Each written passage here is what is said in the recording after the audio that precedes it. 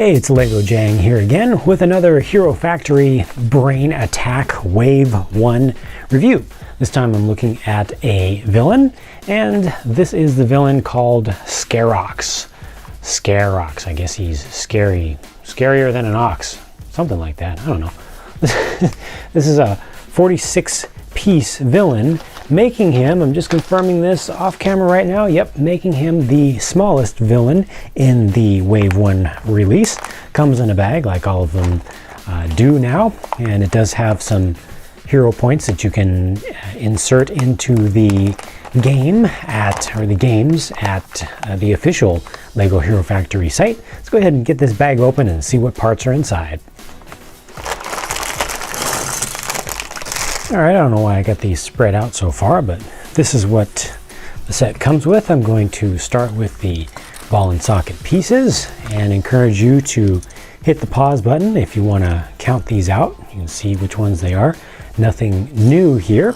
The torso is the standard hero torso, standard overall size hero torso, but this is the narrow one with the narrow shoulder, so it does not have the additional ball attachment joints in between. And let's see what else. Go on to the armors. Got number 3 black pieces, the little short armor pieces, and we've got 2 of these number 4 or 4 length bright gold pieces. That's cool. And then you also have 1 large black chest piece. These are not new. These have been around for a long time from the Bionicle series. These have made a comeback yet again. Got a bunch of little parts here. You can just pause the video, see exactly what parts are here, including a couple these little claw, 3 of these little claw pieces. You can see what's going on there. This is a new color, I believe, for this part, and we've got 4 of those in there in the nice bright gold. Also, first time I've seen these larger claw pieces in this color, the transparent or semi-transparent neon green. Really nice, bright, vibrant color there. It really stands out quite a lot. I like that. Hopefully I'll be able to stock up on some of those. And the head, the normal head here, you can see it's very much like that of a spider. So he's got, looks like spider-like fangs, and then multiple eyes. You can see 4 main eyes and possibly some smaller ones. It is using the new style of head. This one comes in the semi-transparent green. Dropping it, bringing it back. Here we go. New piece for the Brain Attack series. More sturdy base to it. You can attach axles from the sides, side, from the front, or from the top, like so. And these will fit together, but with all the villains in the Brain Attack series, you get one of these little evil brainlets, and these are the ones that are controlling the otherwise just normal creatures that are now attacking Makuhiro City. So these are interesting little things that kind of act like Krana and have a design that reminds me a little bit of Krata. Also, if you kind of look at it like that without the legs, it's a little bit of a throwback in terms of the concept. And this one has a translucent neon green color with the red eyes, and it's all assembled together. They are, I think, ultimately molded to each other, so these do not come apart, and you just have one little axle attachment point here. So let me go ahead and build this up real quick.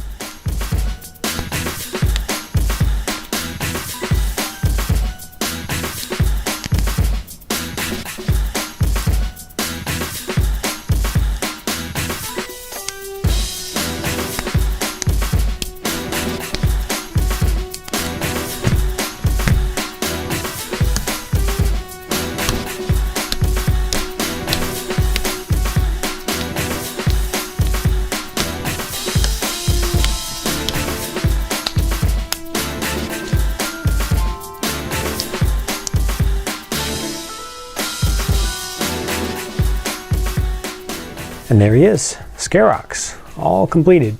So this is kind of the typical almost yellow color scheme for armed this type of creature that they keep bringing back. This time they've brought in, they've shifted the yellow over to a gold, and then they've also brought in the green color to go with the brain, evil brain or brain stem thing that's been attached.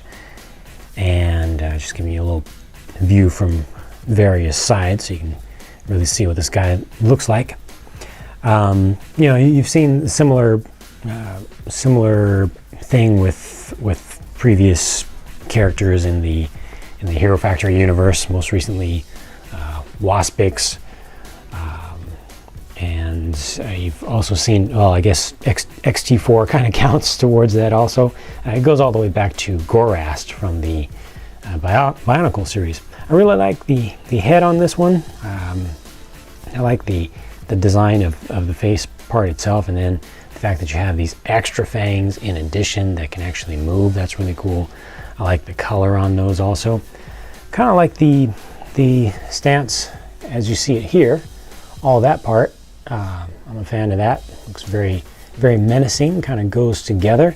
But then coming down here, this I feel like this just gets a little thin down here. You know, you've got no armor here, and trying to make it look kind of like it's humanoid almost when it's more spidery up in this area here, more insectoid almost. I think that this was not a good choice personally. I'm not a fan of these legs. The feet I'm okay with. The feet work out pretty well, I think. Actually, gives, you know, kind of goes with the claw kind of look of the entire thing. That fits well. I like the use of the little medium-sized spikes here, the curved spikes on the sides.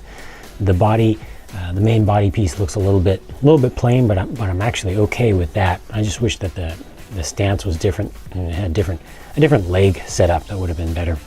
You can see that the evil brain piece attaches back here. It's a little bit awkward the way that it kind of just plugs in straight all of a sudden down at the end, but that is what it is. You know, it actually has a lot of. It's kind of tough for it to get stuck in there. It wants to pop back out. It's kind of bending strangely on its own. It's just not. I'm not a big fan of that. And looking at the thing from the back, it looks unfinished. So don't look at it from the back. But here's something interesting. So they added on this red piece here to act as a lever, and also to specifically indicate that you can do something with this, as if you wouldn't know that if it wasn't red. But the purpose for that is attack. I don't know, I'm not a big fan of how that ended up working out. Maybe if I can kind of move these forward more. I have to move them out to the side still. Trying to see what the play action is kind of like that. You know, so it's kind of able to pounce and attack on something, but with the kind of upstanding bipedal design of the whole thing, it's kind of odd. It needs to be more forward like this, so it can kind of be doing like that. I think that would make more sense with what they've got going on with this lever piece. But you know, maybe just kind of do like that with it. Maybe that's the key. But this kind of falls back too far. I understand the playability there, the kind of play factor, the action of it, but I wish that it had a little less range of motion and just kind of worked a little bit more in tune with the whole size and shape of the thing as far as how he would attack. But I'm sure, you know, younger kids will be fine with that. It would be good to figure out some way to limit that range so it can only go maybe up to here and then forward. I think that might be better. But it continues some themes that have been used before, but it does some things that are new.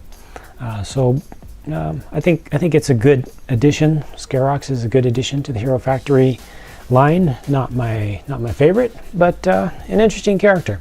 And that's it for this look at Scarox from Hero Factory Brain Attack Wave 1. Thank you for watching, and I'll talk to you again soon.